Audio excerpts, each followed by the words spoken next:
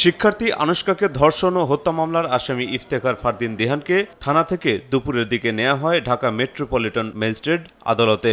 সেখানে সে ঘটনার স্বীকারোক্তি জবানবন্দি দেয়। এরপর তাকে পাঠিয়ে দেওয়া হয় জেল হাজতে।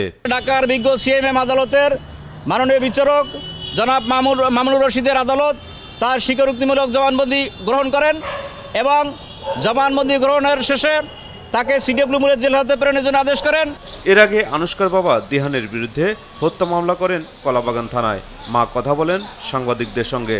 তারা 4 জন সহ তাকে সেখান থেকে ট্র্যাপে ফেলে অপহরণ করে সেখান থেকে নিয়ে গিয়েছে তার বাসায় কোনো লোকজন ছিল না, তার মা বাবা ছিল না, খালি বাসা।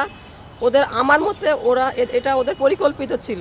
তাকে টর্চার করেছে, তার উপরে অমানবিক নির্যাতন করা হয়েছে।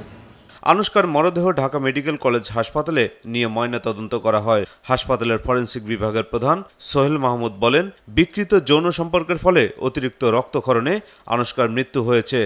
প্রচুর পরিমাণে রক্তক্ষরণ হওয়ার জন্য সে মারা গেছে। আর সেই রক্তক্ষরণটা হয়েছে মেইনলি তার পার ভ্যাজাইনাল রক্তক্ষরণ এবং পাশাপাশি তার পার রেকটাল রক্তক্ষরণ হয়েছে। ডিএমপির রমনা জোনের উপ পুলিশ কমিশনার সাংবাদিকদের বলেন, সুরতহাল এবং তথ্য প্রমাণের ভিত্তিতেই পুলিশ তদন্তে এগোবে। এই ঘটনাতে অনেকে সোশ্যাল মিডিয়া ব্যবহার করে এটাকে অন্য খাতে প্রভাবিত করার চেষ্টা করছে, কিন্তু আমি তাদেরকে বিনীত অনুরোধ করতে চাই, তার পরিবার বুঝে শুনে এই মামলা করেছে, তারপরেও যদি এর সাথে অন্য কেউ থাকে তাদেরকেও আমরা আইনের আওতায় আনার জন্য সর্বোচ্চ চেষ্টা করব। গতকাল বৃহস্পতিবার মাস্টারমাইন্ড স্কুলের ছাত্রী আনুশকা নূর আমিনকে প্রলুব্ধ করে তার সোবানবাগের বাসা থেকে কলাবাগানে নেওয়া হয়। সেখানেই ধর্ষণের ঘটনা ঘটে এবং পরে হাসপাতালে মারা যায়।